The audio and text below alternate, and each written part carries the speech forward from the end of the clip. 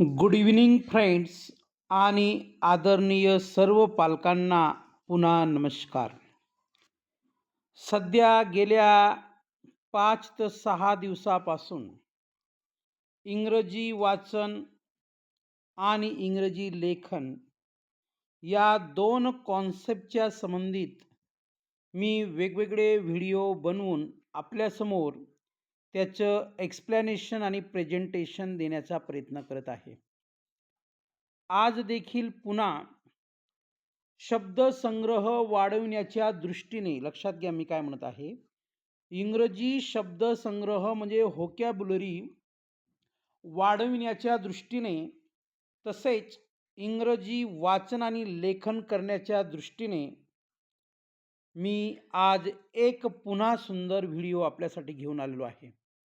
म्हणजे थोडक्यात सांगायचं झालं तर आजच्या या व्हिडिओच्या माध्यमातून तुमचा शब्दसंग्रह देखील वाढणार आहे आणि विशेष म्हणजे तुमचं वाचन आणि लेखन देखील अतिशय उत्तम व चांगले होणार आहे.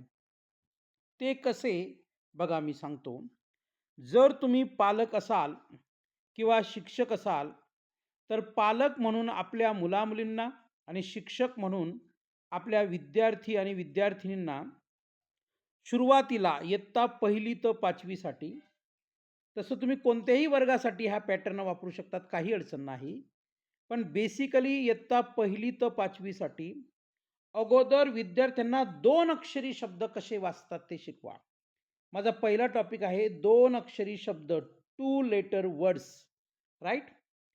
M, an, as, at, be, by, do, go, he, hi, if, in, is, it, मी.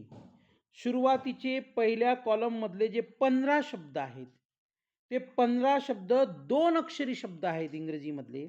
मग 2 अक्षरी शब्द जर विद्यार्थ्यांना वाचता आले, तर निश्चितच 3 अक्षरी शब्द ते वाचू शकतात. मग स्टेप बाय स्टेप आपल्याला पुढे जायचे आहे. आता 3 अक्षरी शब्द बघा आणि या व्हिडिओच्या शेवटी मी आपल्याला एक टिप्स देणार आहे, की हे सर्व शब्द वाचण्यासाठी आपल्याला काय यायला पाहिजे, आपल्या विद्यार्थ्यांना काय यायला पाहिजे, ही बोनस टिप्स मी देणार आहे. त्यासाठी व्हिडिओ शेवटपर्यंत बघा. आता 2 अक्षरी शब्द विद्यार्थ्यांनी वाचले किंवा मुला-मुलींनी वाचले, तर 3 अक्षरी शब्द त्यांना शिकवा. वाचन बघा. Cat, dog, bat, hat, pen, box, sun, car, cuff, map आणि नेट, राईट? तर 3 अक्षरी शब्दसुद्धा त्यांना वाचता येतील. 2 अक्षरी शब्द वाचता आले म्हणजे 3 अक्षरी शब्द त्यांना वाचता येईल. त्यानंतर 4 अक्षरी शब्द बघा, म्हणजे 4 letter words. Book, ball, bird, fish, milk, moon, nest, park, rain, star, tree, wind, door, frog आणि लॅम्प. आता या प्रत्येक इंग्रजी शब्दाच्या पुढे त्या इंग्रजी शब्दाचा अर्थ दिलेला आहे. म्हणून मी काय म्हटलं वरती बघा, अर्थ दिलेला आहे म्हणजेच तुमची व्होकॅब्युलरी डेव्हलप होणार आहे, right?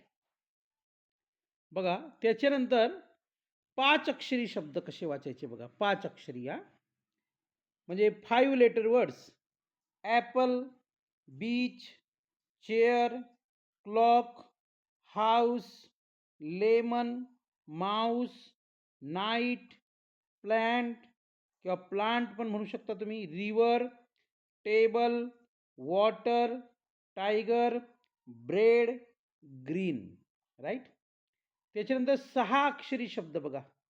Banana, bottle, bridge, butter, camera, castle, circle, cookie, doctor, flower, garden, jungle, orange, pencil, window.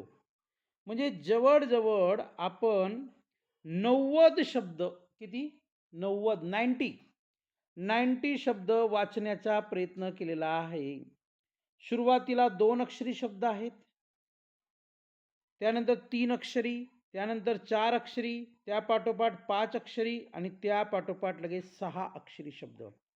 Bonus tips अशी आहे, की या सर्व प्रकारचे शब्द म्हणजे 2 letters, 3 letters, 4 letters, 5 letters, 6 letters.